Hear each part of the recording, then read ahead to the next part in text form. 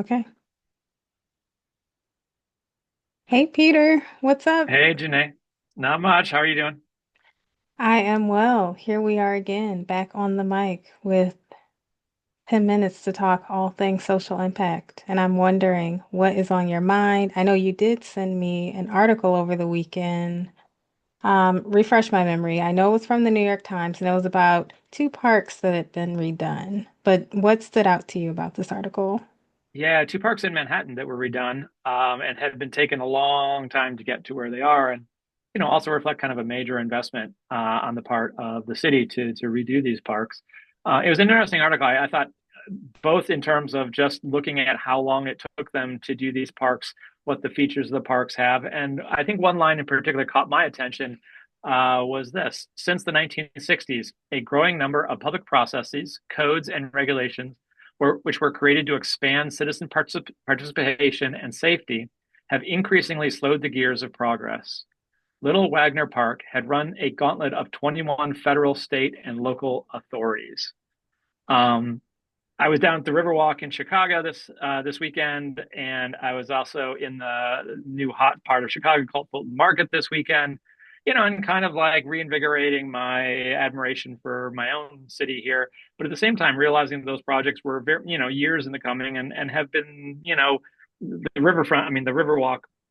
I think is a great example of kind of civic innovation, and what's happening in Fulton Market, perhaps a little less so. But wondering what you if you had any thoughts on the article.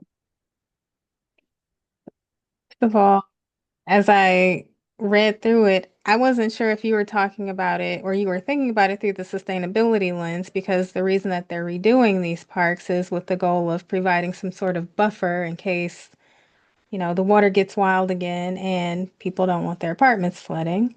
But the sentence that you mentioned is actually what caught my attention. It was the only thing that anchored me in the article, actually. And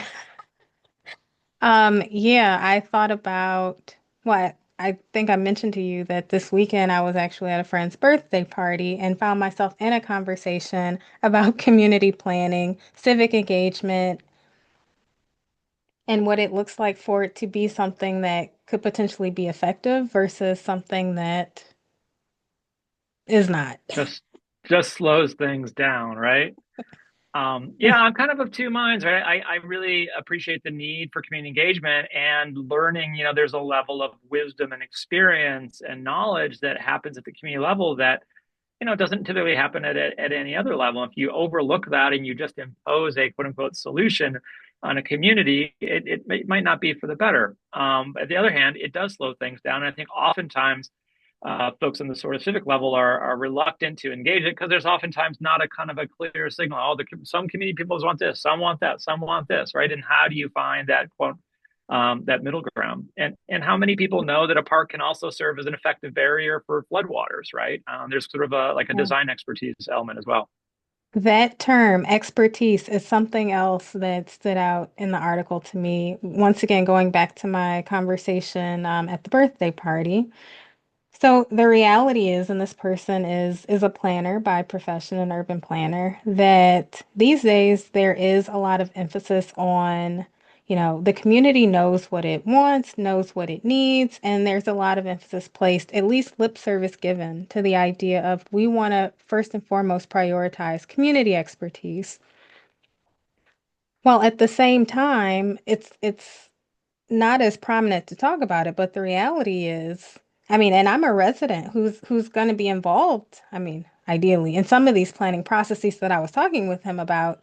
I'm not a planner. Like my scope of vision does extend to my experience in, the pain points and what I'd like to see, but at the same time, there are literally some things that would never cross my mind because I haven't studied these things. I don't know about landscape design or, different ideas. So, I know this is, folks, this is one of Peter's soapboxes. So I'm gonna let you mount the soapbox right now No, and not at talk all. about this. I've just seen so here in Chicago since the daily administration, the last daily administration several years ago now, or maybe a decade ago now or more, would just do things. And it wasn't a lot. It wasn't a period of like intense community engagement. And I'm happy to say there's a lot more of it since then in the succeeding administrations. But we have the Riverwalk, we have Northerly Park. Things were done for the public benefit outside of a lot of community engagement, and they were done relatively, comparatively, maybe is a better word, swiftly. In some cases, perhaps too swiftly. There's an issue here where we had a small lake. We used to have a small lake for an airport in Chicago, and one night we didn't, literally overnight. Interesting. So no community engagement, no public engagement. Just you go to bed at night, and there's an airport there, and you wake up in the morning, and there's X's that have been carved into the runway. But I think what happens, what I've observed happening, and this is just my observation, is this: we have this pendulum, and it swings from one side to the other. And in Chicago, it swings from like City Hall. Oh, we have to do community. Oh, community, community, community. And it's like, well, community doesn't have the same knowledge and expertise as City Hall. City Hall doesn't have the same knowledge and expertise as folks on the local level. And to me, it's like, how can we, instead of swinging the pendulum, how can we yoke those two things together? Which I think is a lot harder thing to do, perhaps, but at least in my opinion, might serve better and higher purposes and create better outcomes.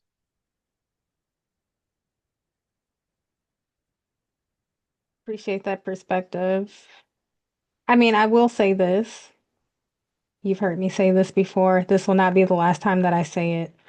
Just spending time in the Netherlands, and I know you've actually lived in the Netherlands. I mean, looking around, that was not the product of community engagement. I mean, the reality is there were professionals, there were experts in their office, and they were like, hey, we should have beautiful bike lanes that are somehow integrated into nature. And I don't know. I mean, I don't know what the right balance is or how to achieve it when I look at a place like that and I'm like, can somebody just know that we would like these things and do them? Is that possible? But then I guess there I, would always be detractors, so I don't know. but I wonder if there's a stronger sense of common purpose and common values in particularly in that country, right? I know there's definitely a stronger theme of design, right? About a third of the Netherlands was recovered from the sea, and so there's this really emphasis on design there. So speaking about the Netherlands, I was just looking at an article just yesterday about this new bike parking facility in Utrecht, which is in the middle of the country. And this thing is beautiful. I mean, this thing is like high design, super efficient. I mean, amazing, right?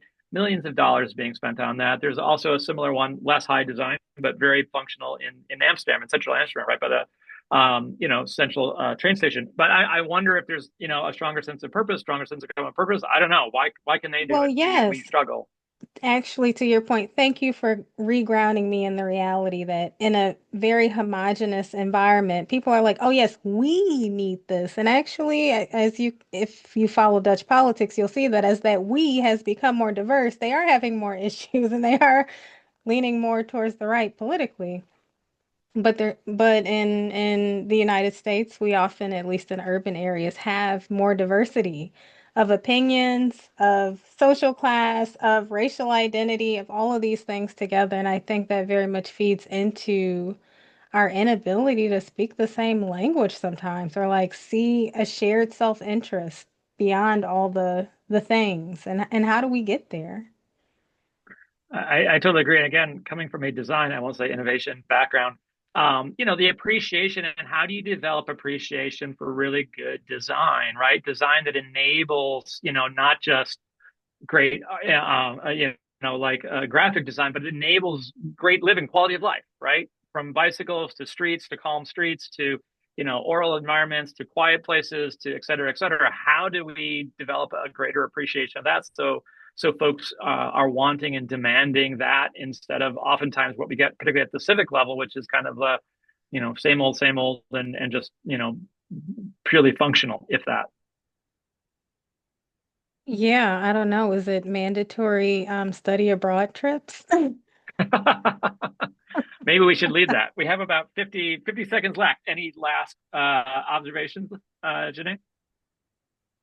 No, except for thanks for sharing that article, which initially like I said, I didn't really have a context for it, but as I read it, yeah, it did make me think back to that conversation that I had. So, Yeah, what maybe about we'll put a you? link to the article so folks are curious about it. I just found it really interesting in terms of the article was less about the design of the parks and more about the process behind the parks including this shift, this more recent shift over the last couple of decades to greater intensity around community engagement. And it's not a matter of is it a good thing or a bad thing. I think the question is how do we keep trying to do it better and bring different perspectives and different knowledges and expertise together, not just the one that resides in City Hall. All right, that's it for today. All right, see you soon.